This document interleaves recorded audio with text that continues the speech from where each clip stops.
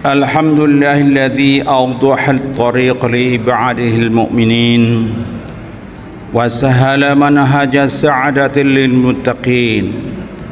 Asyhadu an la ilaha illallah wahdahu la syarika lah wa asyhadu anna Muhammadan abduhu wa rasuluh. Allahumma salli wa sallim wa barik ala sayyidina Muhammad wa ala alihi wa sahbihi ajma'in. Amma ba'd, faya ikhwani ma'asyiral muslimin, usikum wa iyaya bittaqwallah, fattaqullah faqad fazal muttaqun. Yaqulullahu ta'ala fi muhkami ayatih, a'udzu billahi minasy syaithanir rajim. Ya ayyuhalladzina amanu taqullaha wa qulu qawlan sadida yuslih lakum a'malakum wa yaghfir lakum dhunubakum wa man yuti'illaha wa rasulahu faqad faza fawzan 'azima. Sadaqallahul 'azim.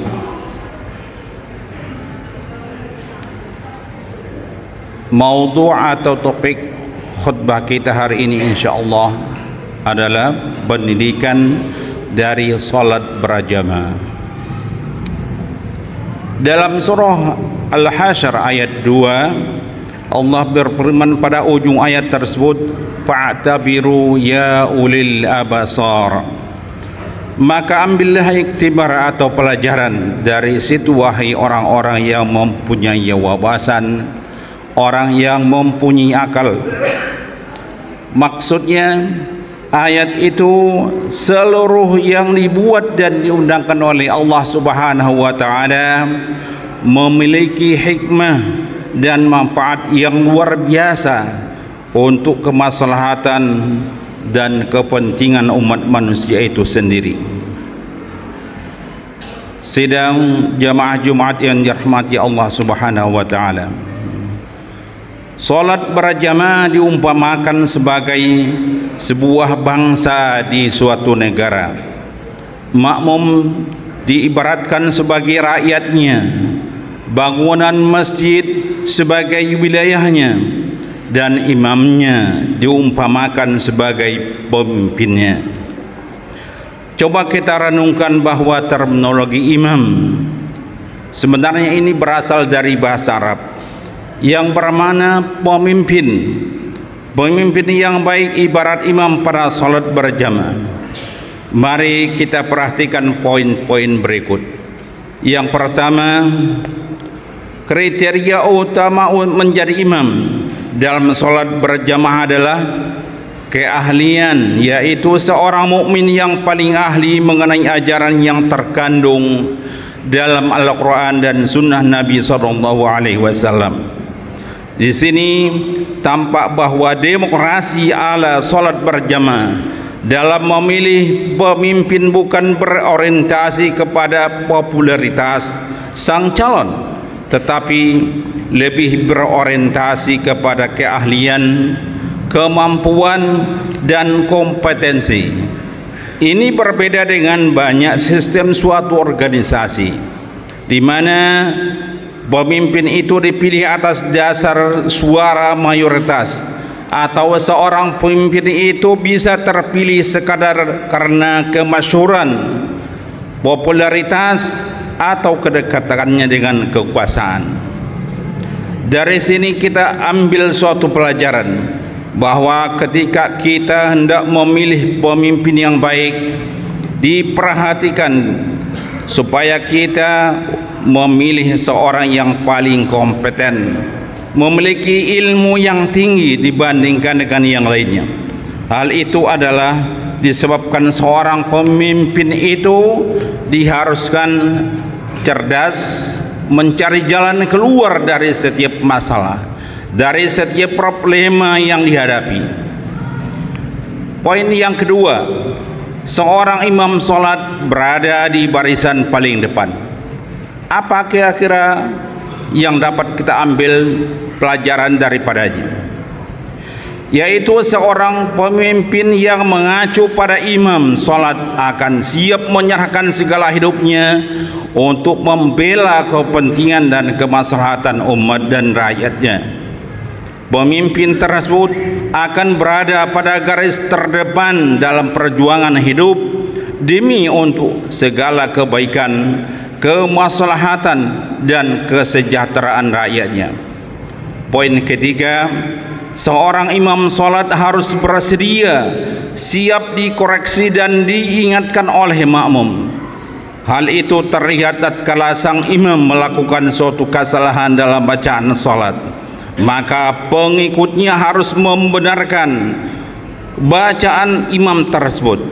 Kemudian apabila imam salah langkah, kurang atau terjadi gerakan yang lebih dalam memimpin salat berjamaah, maka makmum harus mengingatkan dengan membaca tasbih subhanallah.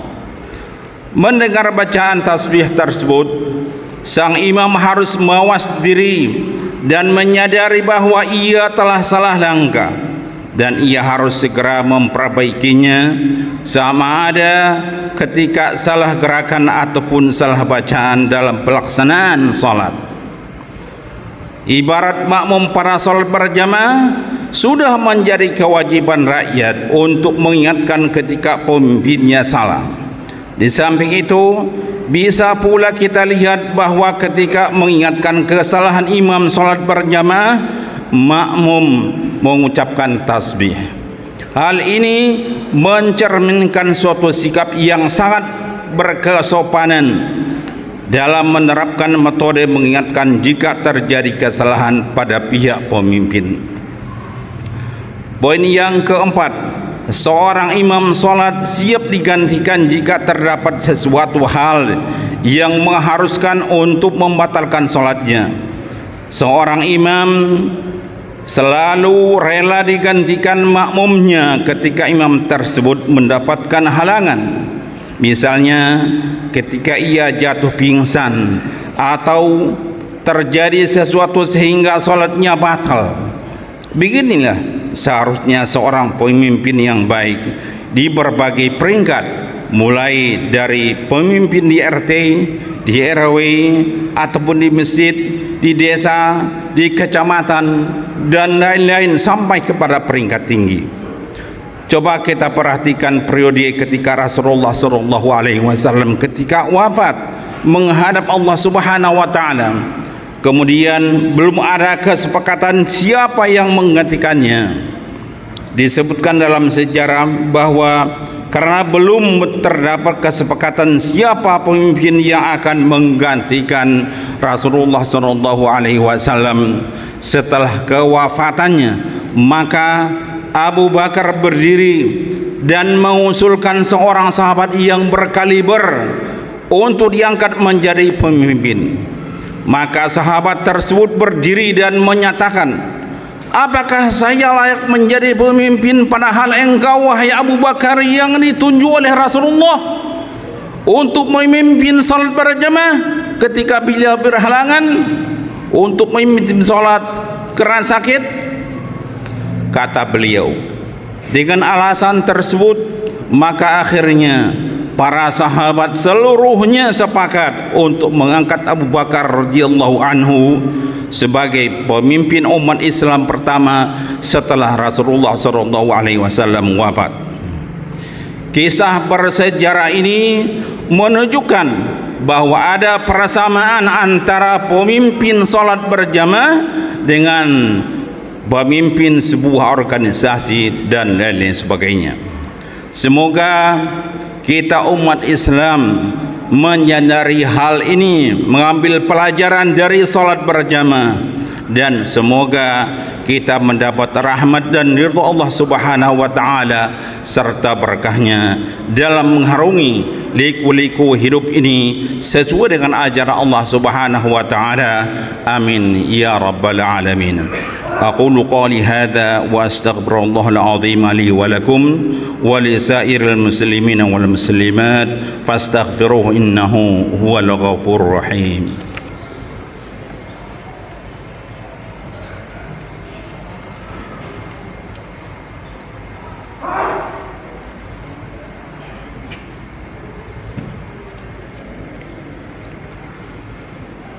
Alhamdulillah nahmaduhu wa nasta'inuhu wa nastaghfiruh wa natawakkalu alayhi wa na'udzu billahi min shururi anfusina wa min sayyiati a'malina wa nashhadu an la ilaha illallah wa anna Muhammadan abduhu wa rasuluh.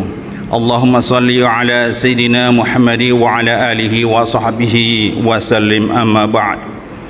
Faya ayyuhal muslimun ittaqullaha wa ati'uhu حيث قال في كتابه العزيز أعوذ بالله من الشيطان الرجيم يا أيها الذين آمنوا اتقوا الله حق تقاته ولا تموتن إلا وأنتم مسلمون.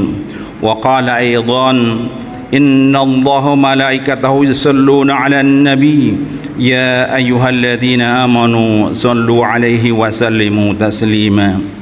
Allahumma salli wa sallim wa barik ala Muhammadi wa ala alihi wa sahbihi ajma'in wa ala tabi'ina wa radu anna ma'hum birahmatika ya rahmar rahimin.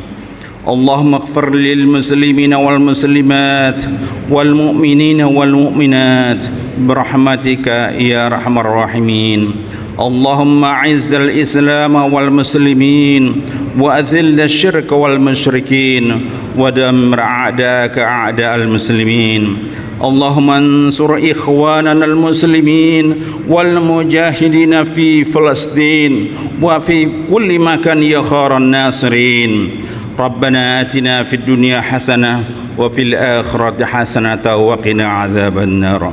Ibadallah, إن الله يأمر بالعدل والإحسان وإيتاء ذي القربى وينهى عن الفحشاء والمنكر والبغي يعظكم لعلكم تذكرون والله يعلم ما تصنعون. أقم الصلاة.